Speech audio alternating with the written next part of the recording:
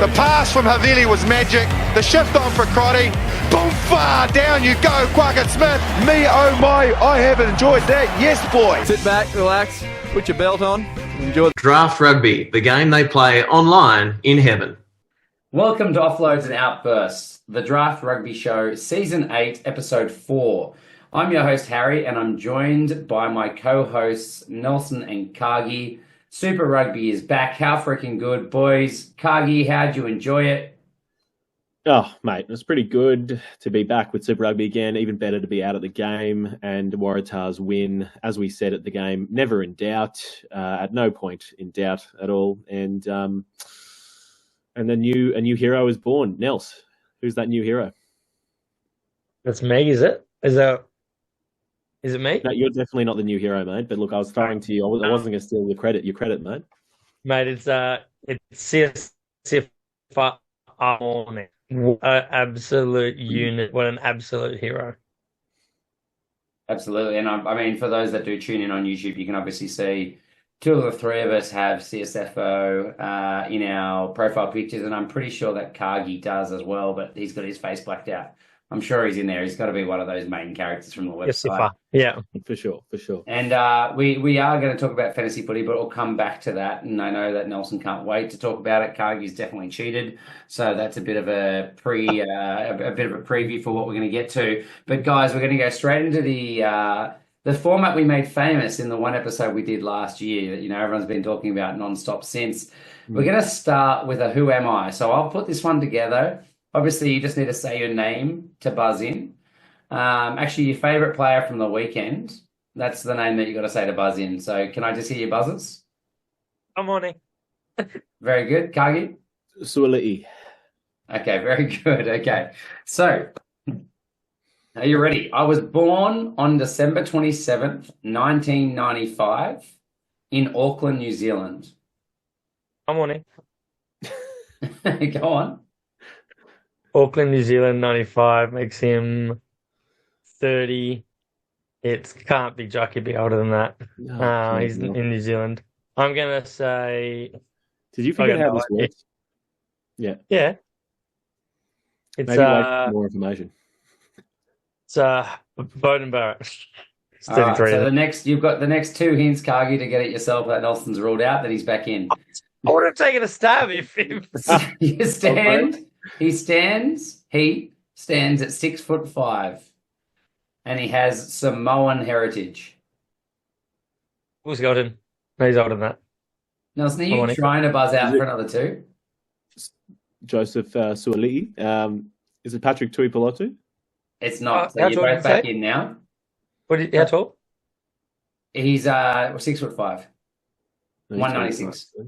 Okay. I started my professional career with Northland in 2016. Since then, I've played 50 Super Rugby games across 3 different clubs,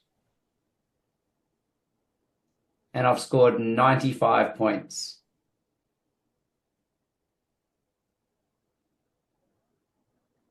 I've jumped around a bit. I've also played in the MPC for Tasman in 2018, Waikato in 2019 and 2020, Southland in 21-22, and Canterbury in 2023. My first Super Rugby club, I played 47 Super Rugby caps for the Chiefs from 2017. How many? Yes? It's Alaalatoa! It is Alaalatoa! Well done. Very good. I was getting very suspicious for a while there. I didn't have any more hints for you. I was going to go then Highlanders in 2021. NRL? Then, of course, that was going to be the giveaway. 2024, he switched to the West Tigers. Played a few games there before joining Moana Pacifica in 2025. Well, that we found another way of getting his name into another episode. That's right. Any excuse, let's be honest. And I must say, he was actually reasonably decent. He was better than I thought he was going to be. I was very happy about that. How good. No comment. Clearly, you guys. Nice one, Harry. Well done. I haven't watched that game yet. That's the last game yet. I haven't got to it. So let's do some, boys. We do have some player news here as well from the casualty ward. Obviously, the article released every single week. I tried to get it up Sunday, so it's there. I'm sure there'll be a little bit more information coming up, but I guess the big ones for me that came through. First of all, we saw Yosefo Marcy limp off the field. I went back and watched that. It was when your man scored his second try, Craigs, the left winger.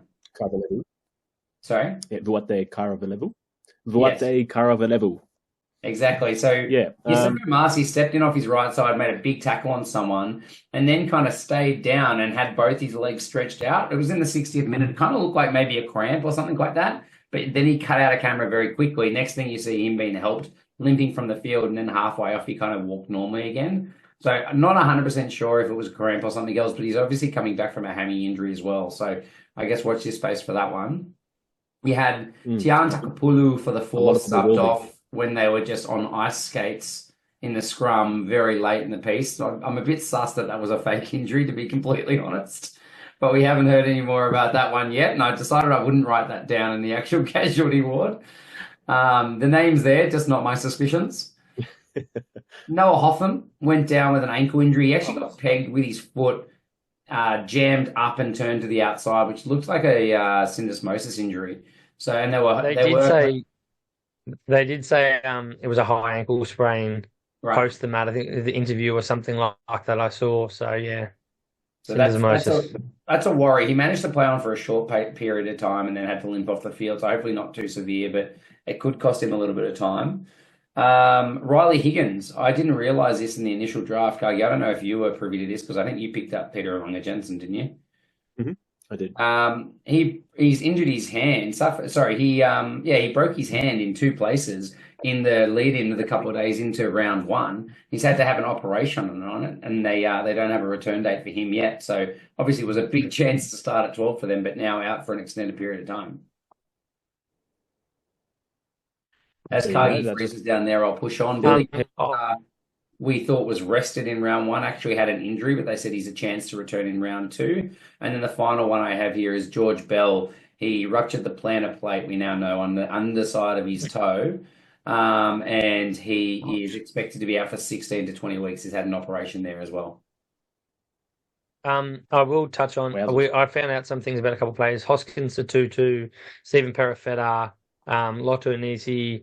They're not active on social media. They don't answer when you message them. So that's something that we found out about them because they're all on my fantasy side. If you want to know the type of effort the boys are putting in for the casualty ward, it's Harry Nelson just tagging, these lovely family photos, just tagging, "Hey mate, when will you be back playing?" Really, no shame whatsoever. Yeah, that's completely accurate. And still no response, funnily enough. Right, guys, let's go to players in focus.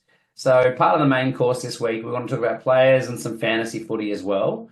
Let's start with our players of the week. So we've got one here each. I won't go first. Maybe we start with Nelson. Then we'll go Craigs and back to myself. Tell us who's your player in focus for the week, why, and what their stats were. The low-hanging fruit, Siosifa Amone. As he came on the field, you guys, I guess, knew who he was, but didn't have the same reps on him as I did. He runs on the field. I look over at you, Cargie, and I go, "Is this the match you fall in love with Amone?" Can you answer that? It can confirm. Yes. No I mean, the man was on the field for 24 minutes. He only did 3 carries, but he did 2 tries, which is not bad for a prop and one to win the match. He did make 100% of his tackles, or 2 of them, and he beat a defender. So that's pretty bloody brilliant. And I mean, just the way he hit that ball, drove Tait and over those line on those 2 occasions. He was a powerful, powerful man. The interesting thing I heard about him is he actually lost 25 kilos in the off-season since turning up to the TARS. I heard he turned up at 150 kilos. I was genuinely just looking at what he's at now. I've got him at 125. That is nuts. So he must have turned up at 150. Right. They could only pick one of him or Tupou to be put on the proper diet, and he was who they obviously went after. That's why he's going to start above Tupou soon. Well, He he looked, truly looked he like a looked mini. freaking massive. He looked Oh, he did. ripped. He His truly upper looked body like was giant. a mini Tupou. That first try where he came off. No, he doesn't look like Right Tupo. away. He's way more toned. Like, he literally looks muscular, and Tupo's progressively looked less and less muscular over the years. How dare you? How dare you talk about my boy Nello? Now, the way he came off the line out for that first try, came running around the corner and just absolutely bulldozed, pulverized. No one was everyone stopping in him. front of him was awesome. It's so good.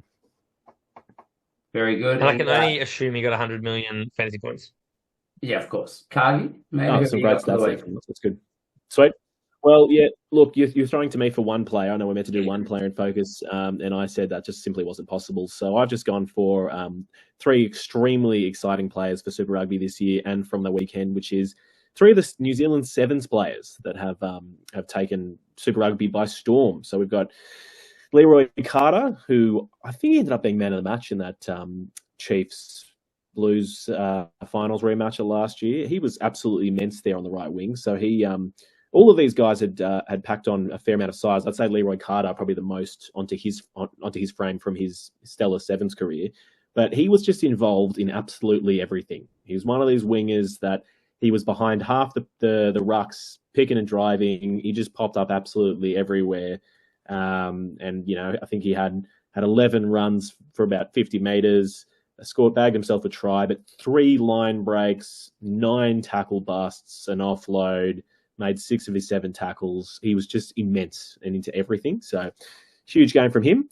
Caleb Tangatau, the player I was really excited about and was giving huge raps to before the season. Similarly, he had a massive game for the Highlanders. He made 9 runs for 124 meters, bagged himself 2 tries, 4 line breaks, 7 tackle busts, an offload, made 100% of his tackles. He was huge. So for me, arguably the best back in the Highlanders in both the preseason trial and Super Rugby round 1. He was pretty huge. And then at the Hurricanes, we had Fehi Fine Anganofo, who another Sevens player. Harry was very excited about him just because he's an absolute beast. And similarly had an awesome game. He made 8 runs for 117 meters, 3 line breaks, 4 tackle busts, 1 offload, 6 of his 8 tackles. Just into everything. These guys just brought from Sands, and it was awesome to see. Harry, you had something to say about his that almost try, that try gone begging from Fehi on the weekend. I just think he obviously got put down the right touchline, and then he did his little in and away step against. I can't remember who the defender was, but it looks like he had him beat. All he had to do was put his head down and jet for the corner, and for whatever reason, he just didn't back himself and look for the little throw inside. And I just kind of thought, like, you've done all the hard work. You're like 3-4 meters out. You had him wrong-footed and put space on him. He just needs to back himself. So, yeah, he was very good, but I think he's going to get better. That's it. A key fantasy measurement that we have here is selfishness. We love it. And we were discussing that on the weekend with Caleb Tangatau. You could see there's a couple of breaks where he might have had a man on the outside, but at no point did he look like he was going to pass the ball. So that's peak selfishness. That's what you want from your fantasy outside backs. But, Fahy, he was too unselfish. Should have scored that try himself, but instead was trying to give it to Balin Sullivan on the inside, and a try went begging. Yeah. I think we actually said Suoliti just needs to be a little bit more selfish too, and then he decided he'd run the ball and take it on himself for a bit. Next minute, he sets up a try. Yeah. Yep. Suoliti Selfishness key. Was fed a lot of ball. Has fed so much ball. All right, guys, I've gone for Kyle Preston. Obviously started on the bench, ended up coming on, I think, like 9 minutes into the game for Noah with his ankle injury. He had 3 tries, a tackle bust, 5 kicks, 82 passes, only 1 bad. 9 of his 11 tackles and 16 meters. So obviously the standout stat there is his 3 tries. But I thought his service was very good. We talked about him pre-season about how good he was for Wellington in the NPC and how excited we were to see him as a genuine, exciting second halfback for them contesting with Mitch Drummond. But I think the thing that stood out for me was just how good his support lines were. Like basically all of those tries were just because he ran phenomenal support lines predicting the play in front of him. And as the best halfbacks in the world do, he was always there. Like the little kick back inside, I think Sevu Reece put it through. He was like 20 meters on the inside, just hoping that Sevu had a look for him. Like it was exceptional support play. And I think, Hotham probably out for at least a few weeks. It's a pretty good opportunity for him to establish himself. I thought he was really good. Totally. Yeah, I saw an interview on, I'm not sure if it was which coach it was for them, one of the coaching staff, and they basically said like Hotham was getting bulk minutes. They were not taking him off early. He was getting most of that match. So what a turnaround. Yeah. Guys, exciting for Kyle Preston. Let's kick on for fantasy footy. We'll go back and forth between the different platforms. Obviously, we're very excited for ourselves with Draft Rugby. Cargie's been hard at work and has managed to build a full draft system. So we did our first ever draft on the Draft Rugby app, which worked exceptionally well for everyone but Nelson, who suffered the... Cargie. Oh, actually, Nelson, you the tell Rattler us. Cargie. So Cargie, I mean, he had Perifetta down as a fly half in the system. So I picked him as my fly half with already one of my outside backs I knew missing this week. And turns out Cargie did a sneaky, purposely try to stuff people over, and he was a fullback, which means I had to play an outside back down and carry another injured bloke. Cargie, just absolute scum move. I can't believe you've given a layup to Nels for a whinge on the pod, Harry. I expected that to go for at least another 15 minutes. I expected still to, but well, the good news is though, Nels, you got your ass handed to you by me for the 5th time in a row, and that extra player wouldn't have made a lick of difference, would he? This is true. Well, I think that the 80 or 90 point player that you got would have made a fair bit of difference, especially if you got a shit guy in that position. It literally could have been the difference if I got 80, 90 points there and you picked up some guy that played poorly. You and your what ifs and what could have been. It's 160 point potential turnaround. We'll cut you off there, mate. But no, that's the only problem. Is it's always a bit of human error, and when you're getting your stats and certainly players in their positions from other sources, they always seem to be wrong. They're not always in the right position. So despite having weeks to help me check them, still it seems like 2 players that were wrong in the system in their positions. So unlucky Nelson. But I look forward to hearing about it for the next 16 weeks every day. So that's right. Nelson's theoretical, altered timeline version of this fantasy year has already begun. Cargie, I just want to shout out. He does the multiverse of all the different things it could have been. I have a daily reminder set but every day.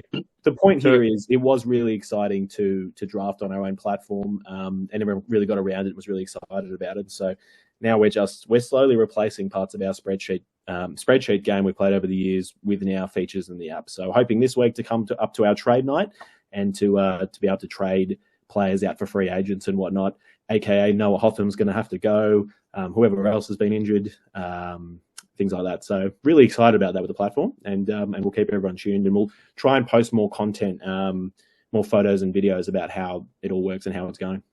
And shout out to Cargie, mate. You were well behind ChatGPT playing with 11 players in his starting lineup this week. And since you've redone the scores, you're apparently up by 1 point. So none of us believe you, and we will be rescoring. But we'll push on from there. Fantasy Rugby obviously started for the very first time, which is backed by Super Rugby, which has been fantastic. Nelson doesn't know how it works, so it's a huge fail from him. Cargie built his team about 9 months ago when he first heard about it by basically putting it in the back, going through the back end of the website. So he didn't stuff it up. It only came out 2 weeks ago, but the day it came out, I did it, and then I just haven't touched it since then. And there was just so many changes. I actually went hard. I was pretty happy. I think I got a respectable 661 points, so I was pretty happy with that. I think my pick of the year was Tait Tuilima as a prop.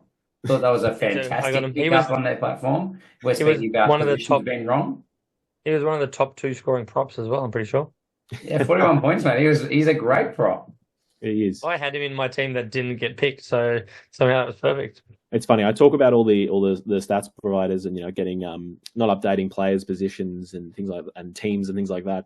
But I think the the topic of much conversation around Super Rugby Pacific's official fantasy app has been the player valuations have been quite hilarious. I don't know if some of the other teams did it, but that video the Waratahs put out of posting it up on the wall and all the boys going and having a look at their valuations, and Jake Gordon absolutely spewing that half the team's above him or something.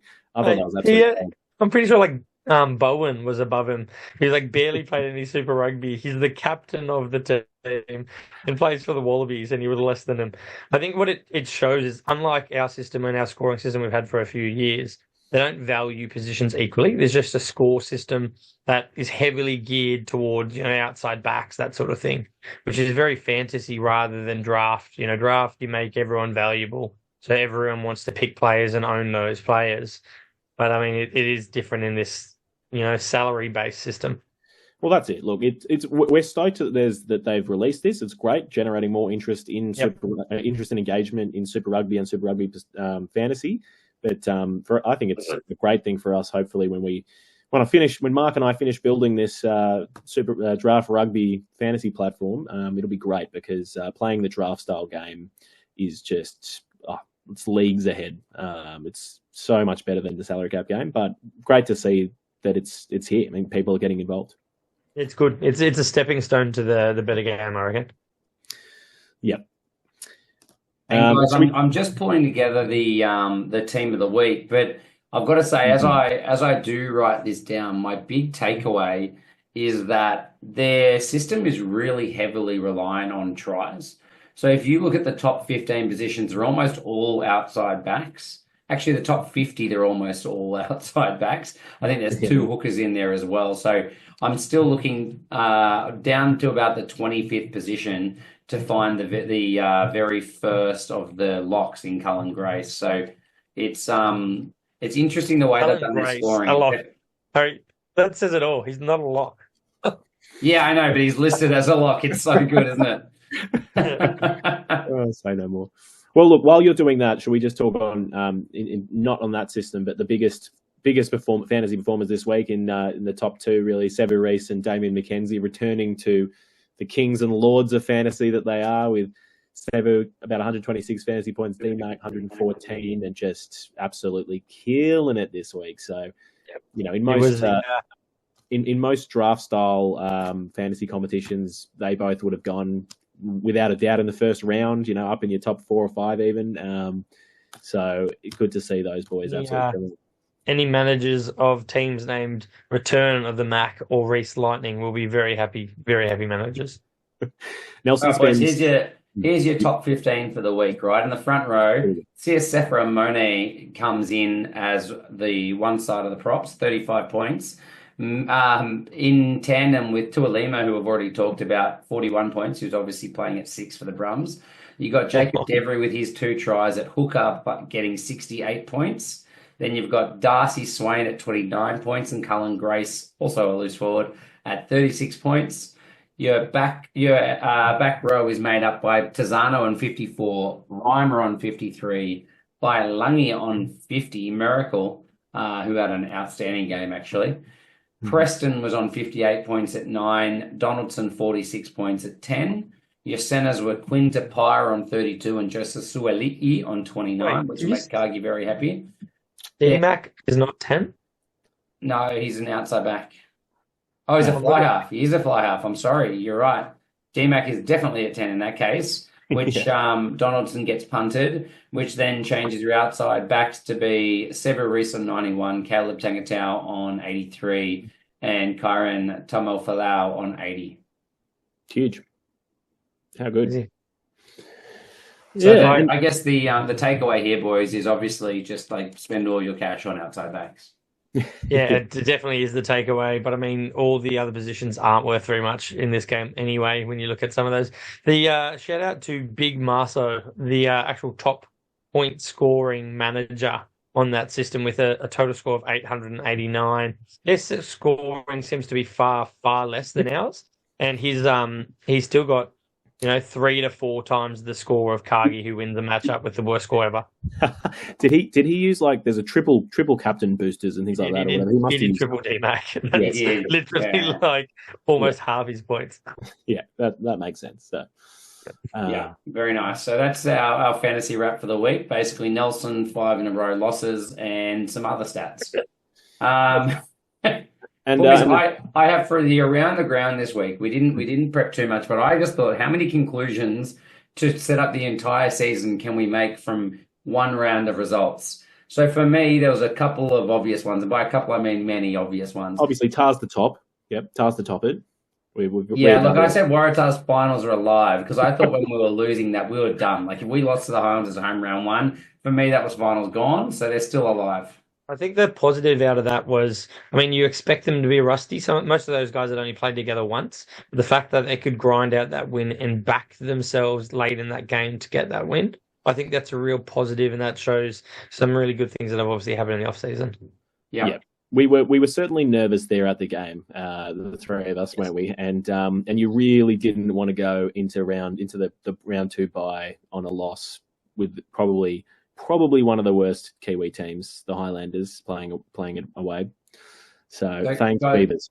Yeah, adding a lot of reason to my jumping to conclusions here. True. I was going to say the Brumbies are top 2 because I thought they were completely cooked sending that B team over to Fiji, and for them to pull that out, to me, that's it. Like I thought their top 2 chances were absolutely done, but the very fact that they put it out, I think even more confidently now, I think they will finish top 2. And equally, Fiji losing to that team at home, I think they're done. Like they're done. They're no final. See you later. It's not happening for them this year. We were pretty vocal in our private chats about the fact that it's because they have a ref as a coach. was that I wasn't part of that, but really, we're not back in Glenn Jackson. No, I'm just joking. Okay. Guys, I thought the Hurricanes are cooked like any team that loses to the Crusaders at the moment. Round 1, Crusaders looked much better. The dream lives on that they can bounce back from not last, but let's call it last to first because the Waratahs were last, and let's not draw attention to that. I thought they were really good, and I think we just solidified for sure 100% that the Chiefs will beat the Blues in the competition this year by their win. I do have a couple of things that I want to add as well. 4 of 6 New Zealand-based teams actually lost on the weekend, if you include Moana, and all the Aussie sides that played won. 100% success rate for Aussies, 25% success rate for Kiwi-based teams. So just write that down. Are you saying we're back, Nels? Is that what you're saying? Are we back? Definitely not saying that. I'm just reading pure stats. The headline, Nelson Dale wrote, "We're back." Just that's the key takeaway. That's the takeaway. Aussie teams beat Kiwis, Aussie teams beat Fijians, and Aussie teams beat Pacific Islanders. Yeah, that is as good as it gets. I think that there's some pretty good conclusions to draw, Harry. And I think it's the most interesting first round of Super Rugby with like so many injuries and rested players out. You know what I mean? We've had such diverse teams. The biggest win was the rematch of the grand final last year. Chiefs beating the Blues by 11 points. We had the Crusaders win by 8. We had the Tars win by 1 after the buzzer. The Brumbies by 4 at the death. And the Force beating Moana after 26 phases after the buzzer. That is tight.